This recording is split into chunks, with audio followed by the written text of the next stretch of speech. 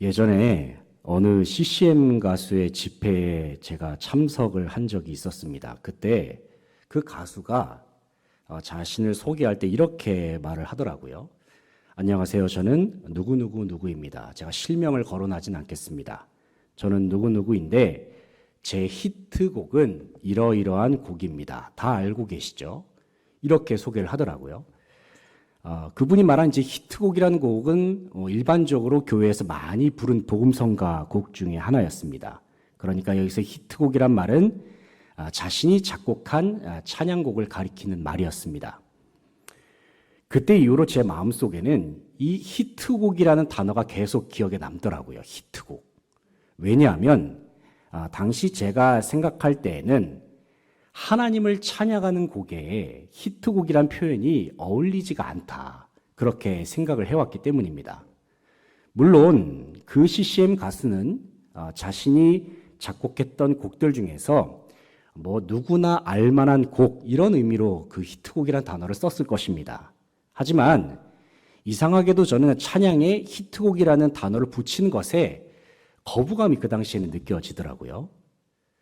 우리가 이 평소에 듣는 음원 사이트나 어플을 들어가 보면 저 같은 경우는 멜론으로 이제 듣고 있는데 각종 노래의 인기 순위가 나옵니다. 그 중에서는 복음성가에 관한 인기 순위도 1위부터 쭉 나열이 되어 있습니다. 물론 이런 순위는 사람들이 어떤 곡을 얼마나 많이 듣는지에 대한 부분을 반영한 결과일 것입니다. 그리고 이렇게 많은 사람들이 즐겨 듣는 찬양, 많은 사람들이 즐겨 듣는 이 CCM 곡을 가리켜서 보통은 히트곡이라고 말합니다. 그런데 이와 같은 CCM 차트를 들여다볼 때에는 가끔 이런 생각이 들 때가 있습니다.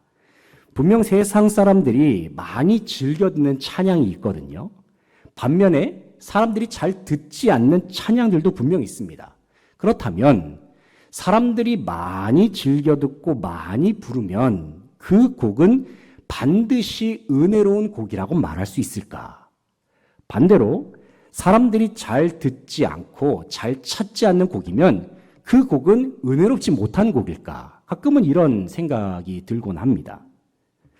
잠시 찬양의 본질을 한번 생각해 보겠습니다. 분명 찬양이 존재하는 목적은 단순히 사람의 귀를 즐겁게 하기 위해서 존재하는 것은 아닙니다. 그것은 1차적인 목적이라고 할 수는 없을 것입니다. 왜냐하면 찬양의 궁극적인 목적은 오직 하나님의 영광을 위한 것에 있기 때문입니다. 오래전에 제가 이제 전도사 시절이었던 것 같은데 제가 찬양 인도를 했을 때 어떤 성도님이 저에게 이런 부탁을 했던 기억이 납니다. 전도사님 저희 좀 신곡 좀 부르면 안 돼요? 이렇게 말을 하더라고요. 맨날 부르던 거 부르지 말고 이제 신곡 좀 불러요. 이렇게 말씀을 하시는 거예요. 그래서 제가 물어봤어요.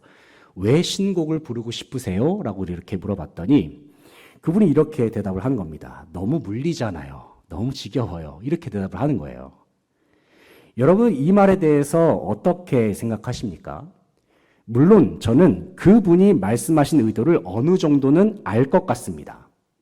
새로운 찬양도 분명히 필요하고 다양한 곡들을 예배 때에 부르면 이전보다 더 풍성한 은혜를 경험할 수도 있을 것입니다. 그러나 한편으로 우리는 늘 불러왔던 찬양곡들, 오래된 찬양곡들에는 새롭게 작곡된 노래들이 담아낼 수 없는 깊은 은혜가 있음도 생각을 해봐야 합니다. 오래된 찬양, 많은 사람들이 오랜 세월 동안 계속해서 불러왔던 찬양. 분명 고전이나 명작에는 새로 나온 작품들이 담아낼 수 없는 깊이가 있다라고 우리가 보통 말하지 않습니까?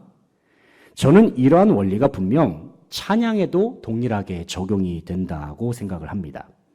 오랜 시간 동안 많은 사람들에게 불러왔던 찬양들, 가장 대표적인 예로는 찬송가를 들 수 있을 것입니다. 우리는 매주마다 부르잖아요, 이 찬송가를. 그리고 대부분의 예배 시간마다 찬송가를 부릅니다. 찬송가에 있는 곡들은 늘 불러왔던 곡조들입니다. 늘 반복해서 고백하는 가사의 내용이죠. 저도 마찬가지로 새로 나온 찬양곡들을 되게 좋아하거든요. 오늘 부르던 찬양곡들만 해도 새로 나온 곡들이 몇 곡이 있습니다. 그런데 가끔은 그 어떤 찬송곡도, 그 어떤 신곡도 찬송가에 있는 그 깊이와 은혜를 따라갈 수가 없다라는 생각을 종종 하기도 합니다. 여러분은 혹시 이 부분에 대해서 어떻게 생각을 하십니까? 오늘 본문 1절을 보면은 시편 기자가 이런 말을 하고 있습니다. 새 노래로 여호와께 노래하라. 온 땅이여 여호와께 노래할지어다. 1절에 나오는 새 노래는 무엇을 의미할까요? 단순히 새롭게 만들어진 찬양을 의미할까요? 물론 새 노래라는 말에는 새롭게 작곡된 노래라는 의미도 분명히 있습니다. 그런데 시편 기자가 말하는 새 노래라는 단어에는 보다 포괄적인 의미를 담고 있어요. 하나님을 향한 새로운 마음, 새로운 중심으로 부르는 노래라는 의미도 이 새 노래라는 단어 속에 포함이 되어 있습니다. 이러한 의미를 생각해 본다면 우리가 하나님을 찬양할 때에는 언제나 새로운 마음으로 주님을 노래할 수 있어야 합니다. 단순히 늘 불러왔던 노래, 지루한 노래를 부르듯이 그렇게 하나님을 찬양하는 것이 아닙니다. 주님에 대한 사랑을 마음에 가득 담고 주님에 대한 설레는 마음을 가슴 깊이 품으면서 우리는 주님을 찬양하고 노래할 수 있어야 합니다. 바로 이와 같은 마음으로 주님을 찬양하는 것이 진정 새 노래로 주님을 찬양하는 것이라고 할 수 있습니다. 그렇다면 우리는 새 노래의 찬양을 통해서 주님을 어떻게 찬양하고 주님을 예배해야 할까요? 이 시간 시편 96편에서 선포된 말씀을 통해서 우리가 새 노래로 주님을 찬양해야 할 그 내용이 무엇인지 함께 생각해 보기를 원합니다. 첫째는 새 노래로 하나님의 이름을 찬양해야 합니다. 우리가 찬양할 이름은 하나님의 이름입니다. 1절, 2절 말씀 같이 한번 읽어보겠습니다. 1절, 2절 시작. 새 노래로 여호와께 노래하라. 온 땅이여 여호와께 노래할지어다. 여호와께 노래하여 그의 이름을 송축하며 그의 구원을 날마다 전파할지어다. 아멘. 1절, 2절을 다시 보시면 새 노래로 여호와께 노래하라. 온 땅이여 여호와께 노래하여 그의 이름을 송축하며 그의 구원을 날마다 전파할지어다 말씀하고 있습니다. 방금 읽은 말씀에서 시편 기자는 새 노래로 노래할 대상이 누구냐면 오직 하나님 한 분뿐이심을 말씀하고 있습니다. 그뿐만 아니라 온 세상 천지 만물이 노래하고 송축할 이름, 유일한 이름은 오직 여호와 하나님의 이름뿐이라고 그렇게 선포를 합니다. 다시 말해서 오직 하나님만이 찬송과 경배를 받으실 유일한 분이라는 말입니다. 기독교가 아닌 다른 종교를 가진 사람들도 그들 나름대로의 예배를 드립니다. 그리고 그들의 종교 안에도 그들의 신들을 예배하는 다양한 노래들이 있죠. 굳이 종교를 가지지 않는 사람도 나름의 신앙심을 가지고 신적인 존재를 찾기도 하고 그 대상에게 예배를 하기도 합니다. 우리가 산 같은 데만 보더라도 돌 같은 게 많이 쌓여져 있잖아요. 다 이 무속적인 의식들 아닙니까? 그러나 하나님이 아닌 그 어떤 존재도 예배의 대상이 될 수는 없습니다. 왜냐하면 만국의 모든 신들은 다 헛된 우상들이기 때문입니다. 전도서 3장 11절 말씀을 보면은 이런 말씀이 있습니다. 하나님께서 사람들에게 영원을 사모하는 마음을 주셨다. 영원을 사모하는 마음. 이 말씀이 무슨 의미냐면 사람은 태어나면서부터 영원한 하나님을 찾는 감각을 가진 채로 태어난다는 말입니다. 사람은 누구에게나 하나님을 찾고자 하는 그 본성이 누구에게나 있다는 거예요. 그런데 문제가 무엇이냐면 많은 사람들은 자신의 마음속에 있는 이 영원을 사모하는 마음을 잘못 사용하고 있다는 사실입니다. 그 이유가 무엇일까요? 왜냐하면 사람은 날 때부터 죄 가운데에서 태어나기 때문이죠. 그뿐만 아니라 사람이 살아가는 이 세상 자체가 악하고 죄악으로 가득하기 때문입니다. 그러다 보니까 많은 사람들은 영원을 사모하는 마음을 통해서 하나님을 찾기보다는 그 죄성과 이 세상에 존재하는 여러 가지 죄악들로 말미암아서 헛된 우상을 찾곤 합니다. 왜냐하면 이 세상에 존재하는 죄악과 사람의 마음속에 존재하는 죄성이 하나님을 온전히 바라보지 못하도록 계속해서 방해하기 때문입니다. 우리의 감각을 계속해서 가리우기 때문이죠. 어떤 사람은 영원을 사모하는 마음을 가지고 다른 신들이 하나님인 양 착각을 합니다. 굳이 우상, 신들까지 가지 않더라도 다양한 세속적 가치들이 그들의 하나님이 되는 경우가 많습니다. 어떤 경우에는 돈이 하나님이 됩니다. 명예가 하나님이 되고 권력이 하나님이 되어버립니다.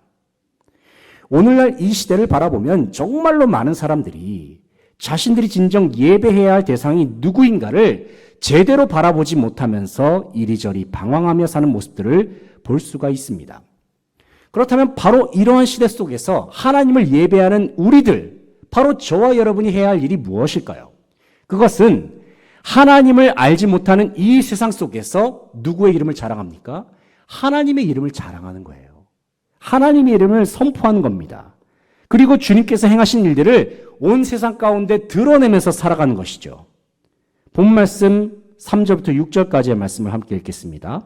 3절부터 6절까지 시작. 그의 영광을 백성들 가운데에, 그의 기이한 행적을 만민 가운데에 선포할지어다. 여호와는 위대하시니 지극히 찬양할 것이요 모든 신들보다 경외할 것이며 만국의 모든 신들은 우상들이지만 여호와께서는 하늘을 지으셨음이로다. 존귀와 위엄이 그의 앞에 있으며 능력과 아름다움이 그의 성소에 있도다. 아멘.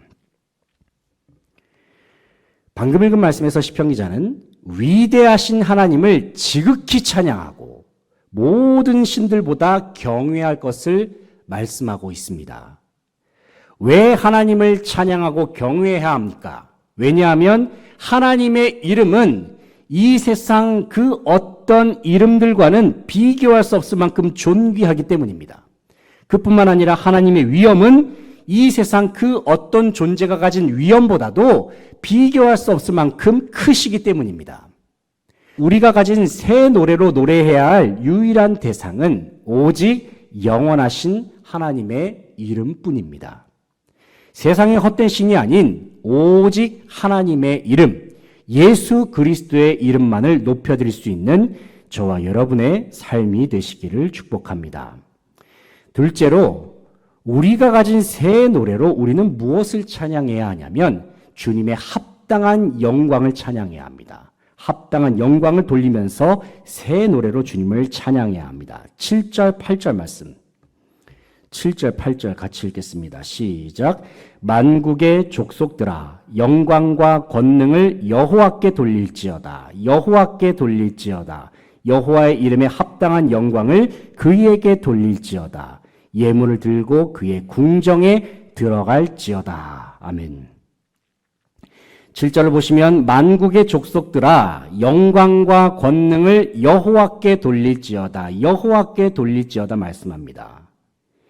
여기서 시편 기자는 온 세상 모든 사람들은 하나님께 영광을 돌려야 한다라고 강조하면서 말씀하고 있죠. 7절에서만 여호와께 돌릴지어다라는 말이 2번 나오고 있습니다.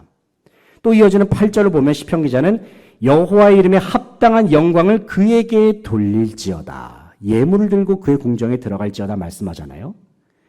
여기서 7절, 8절에서만 하나님께 영광을 돌린다는 말이 3번이나 나왔음을 알 수가 있습니다. 3번 강조가 되고 있어요. 그만큼 하나님께 영광을 돌리는 일은 다른 일들과는 비교할 수도 없을 만큼 중요하다는 말입니다. 그렇다면 하나님께 영광을 돌린다는 것이 의미하는 게 무엇일까요? 하나님께 영광을 돌리는 것이 무엇입니까? 쉽게 말하면 하나님이 하나님 되심을 인정하는 것이 바로 하나님께 영광을 돌리는 것입니다. 하나님의 살아계심을 인정하는 것이 하나님께 영광을 돌리는 것이죠. 하나님의 영원하심을 인정하는 것, 그것이 하나님께 영광을 돌리는 것입니다. 하나님의 거룩하심, 하나님의 전능하심, 무한하심, 그리고 하나님의 은혜와 사랑을 비롯한 모든 하나님의 성품과 속성을 있는 그대로 다 인정하는 것, 하나님 앞에 나와서 그것을 인정하는 것이 바로 주님께 영광을 돌린다는 말의 의미입니다. 성경에 기록된 영광이라는 단어는 구약에서는 히브리어로 카보드라고 기록이 되어 있습니다. 카보드. 그리고 신약에서는 헬라어로 독사라고 기록이 되어 있습니다. 이 독사. 그래서 제가 언젠가 한번 신대원에서 제가 아는 형님께서 아들을 출산을 하셔가지고 이제 아들의 이름을 좀 어떻게 지었으면 좋겠느냐고 그렇게 물어보길래 제가 독사라시면 어떻겠냐고 그렇게 우스갯소리로 얘기했다가 많이 혼났던 기억이 납니다. 어쨌든 이 영광을 뜻하는 단어, 이 세상 모든 만물과는 완전히 구별되는 하나님만의 완전함, 하나님만의 이 탁월함을 가리키는 단어가 바로 이 영광, 카보드, 독사라는 단어가 되겠습니다. 이 앞서 시편 기자는 하나님께 영광을 돌리는 것을 여러 번 반복하면서 강조를 했습니다. 그렇다면 우리가 새 노래로 주님을 찬양하고 예배할 때에 우리가 주님 앞에서 해야 할 일은 너무나도 명확합니다. 그것은 새 노래로 주님께 합당한 영광을 돌려드리는 것입니다. 우리는 새 노래로 하나님의 위대하심을 찬양해야 합니다. 위대하신 하나님 앞에서 하나님은 위대하십니다. 위대하신 하나님 앞에서 하나님의 위대하심을 있는 모습 그대로 인정하는 것이죠. 하나님의 전능하심, 무한하심, 하나님의 은혜와 자비와 사랑, 하나님의 공의, 하나님의 통치. 우리는 하나님과 관련된 모든 것들을 새 노래로 찬양하면서 온 세상 가운데에 하나님의 영광을 선포해야 합니다. 우리가 하나님을 깊이 묵상할수록 우리는 너무나도 당연하게 새 노래로 하나님을 찬양할 수밖에 없습니다. 왜냐하면 주님을 더 깊이 묵상하면요, 자연스럽게 주님과의 관계가 더 깊어지게 되거든요. 주님을 이전보다 더 깊이 알게 되죠. 주님을 더욱 알게 되고 주님과 더욱 친밀해지게 되면 우리는 이전에는 알지 못했던 하나님에 대한 지식이 더 깊어지는 것을 경험할 수가 있습니다. 주님을 알면 알수록 주님을 향한 우리의 사랑도 깊어집니다. 열정도 깊어집니다. 우리의 믿음도 더욱 성장하게 됩니다. 그리고 주님과의 관계가 더욱 깊어질수록 우리의 예배와 찬양은 결단코 이전과 같을 수가 없습니다. 그래서 제가 아까 예배 시작 전에 기도할 때에도 이전에 드렸던 예배와는 비교할 수 없을 그런 예배를 드리길 원합니다. 그렇게 고백했던 이유가 바로 여기에 있습니다. 우리의 예배는 오늘보다 내일이 더 나아야 합니다. 내일보다 그 다음날이 나아야 하고요. 계속해서 주님과의 관계가 계속해서 발전해 나아가야 하는 것입니다. 관계가 깊어지면 깊어질수록 우리의 예배와 찬양은 결단코 이전과 같을 수가 없습니다. 우리가 가진 새 노래로 영원하신 하나님을 소리 높여 찬양하고 예배하면서 온 세상과 열방 가운데에서 하나님의 영광을 드높이는 모든 성도들 되시기를 소망합니다. 마지막으로 새 노래로 우리가 찬양해야 될 것이 무엇이냐면 하나님의 통치입니다. 하나님의 완전하신 통치, 하나님의 권능, 하나님의 심판을 찬양해야 합니다. 9절 10절 말씀 같이 한번 읽어보겠습니다. 9절 10절 시작. 아름답고 거룩한 것으로 여호와께 예배할지어다. 온 땅이여 그 앞에서 떨지어다.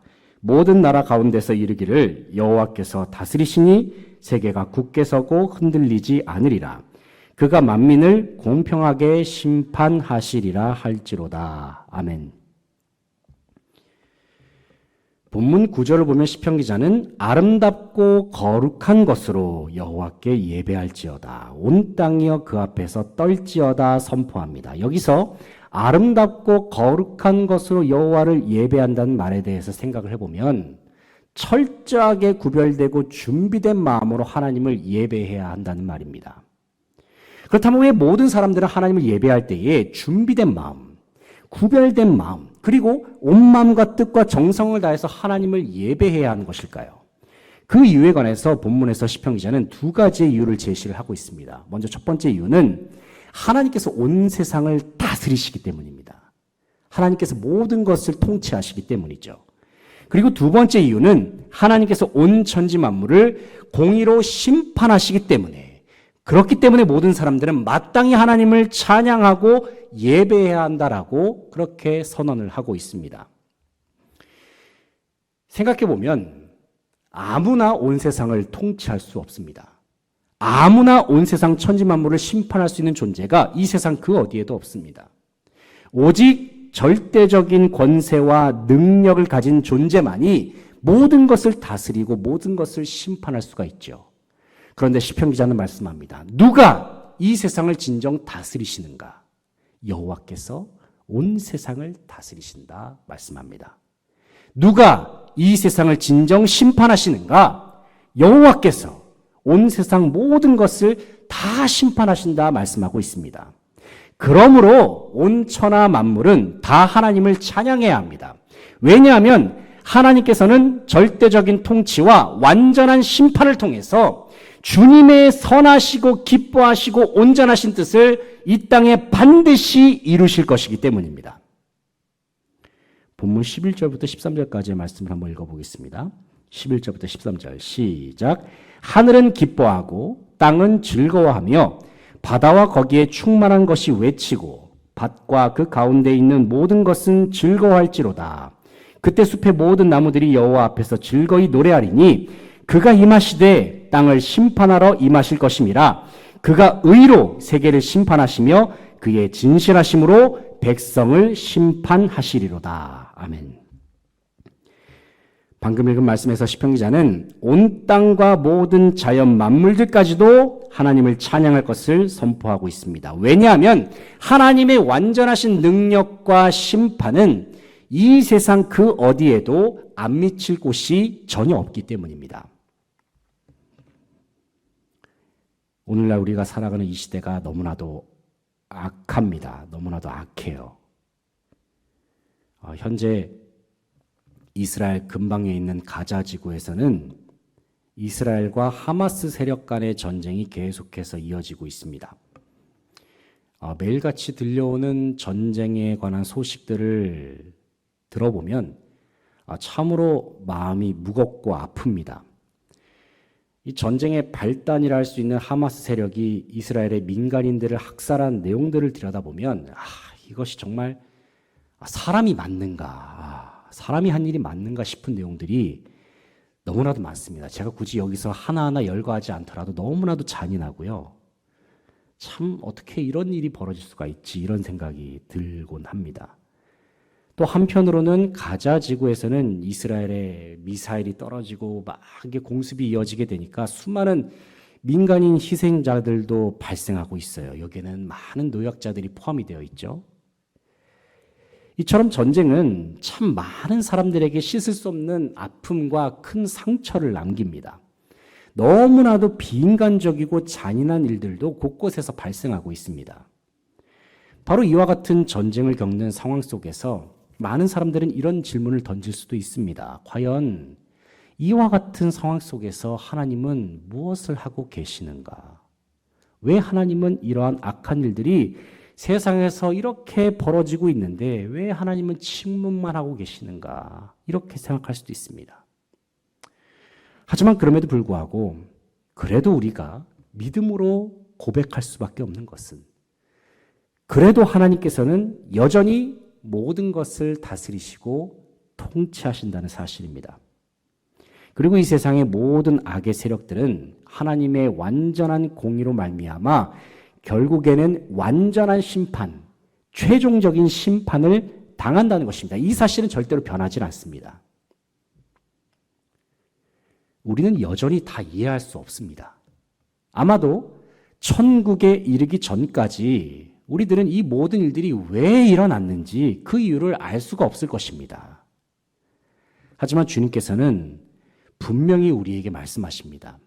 어제나 오늘이나 영원토록 동일하신 하나님께서는 지금도 모든 역사를 주관하시고 계시고 모든 만물을 통치하시고 계신다. 하나님의 통치와 하나님의 심판은 영원할 것을 주님께서 우리에게 말씀하십니다. 그러므로 사랑하는 성도 여러분, 이 시대 속에서 우리가 해야 할 일이 무엇입니까? 바로 새 노래로 주님을 찬양해야 하는데, 특별히 온 세상을 다스리시고 통치하시는 그 하나님을 바라보면서 새 노래로 주님을 예배하고 찬양할 수 있는 저와 여러분 되시기를 소망합니다. 이 땅의 모든 악은 반드시 멸망할 것입니다. 그리고 하나님께서 인정하시는 의인들은 반드시 구원을 받고 영생의 복을 누리게 될 것입니다. 이 사실을 기억하면서 매일의 삶 속에서 새 노래로 하나님의 공의와 주님의 통치를 찬양하면서 우리의 믿음을 주님 앞에 드리고, 때로는 이 현실이 우리에게 너무나도 막막하고 때로는 두려운 그런 상황들이 우리 주변에 있다 할지라도 우리의 마음을 그저 새 노래를 통해서 우리의 마음을 주님 앞에 올려드리고 우리의 믿음을 주님 앞에 드릴 수 있는 저와 여러분 되시기를 소망합니다. 그래서 새 노래로 하나님의 공의와 통치를 찬양하면서 주님께 영광을 돌려드릴 수 있는 저와 여러분 되시기를 소망합니다.